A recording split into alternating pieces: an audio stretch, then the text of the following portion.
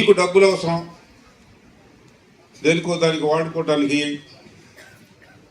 ఇస్తున్నారు పేదవాళ్ళు కాబట్టి అనేది కాదు ఇక్కడ కాన్సెప్ట్.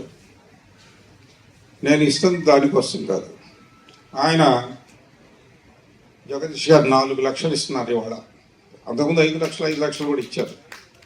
ఇవాళ 4 లక్షలు ఆయన ఎక్కలే ఇస్తున్నారు. నేను 2.5 లక్షలు ఇస్తున్నాను. వీరన్న గారు ₹1,00,000.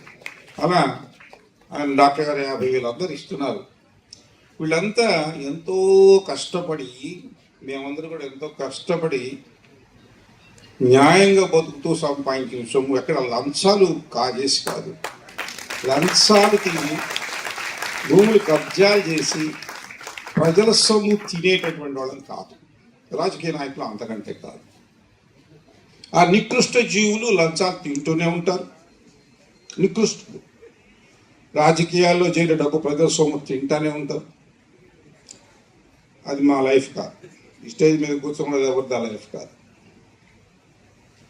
సో ఎందుకు కష్టపడి ఇచ్చిన సొమ్ము మీరు ఎందుకు ఇస్తున్నారు అని అడిగితే నా సమాధానం వేరు. మీకు అవసరం కాబట్టి మేము ఇస్తున్నాం. ఎందుకు ఇవ్వాలి మీకు? మేము బాకీ ఉన్నావా? ఆయన ఏమైనా బాకీ ఉన్నాడా? నేను ఏమైనా బాకీ ఉన్నానా మీకు? మీకు కాదు. నేను 32 ఊళ్ళల్లో ఇస్తా. ఈస్ట్ గోదావరి, వెస్ట్ గోదావరి, విశాఖపట్నం అన్ని ఊళ్ళు వెళ్తా. వచ్చే వారం 6 లక్షలు ఇస్తున్నారు. రాజమండ్రిలో వాళ్ళు 6 లక్షలు పెట్టుకుంటున్నారు. ప్రతి వారం ఉంటుంది నాకు. తిరుగుతానే ఉంటా.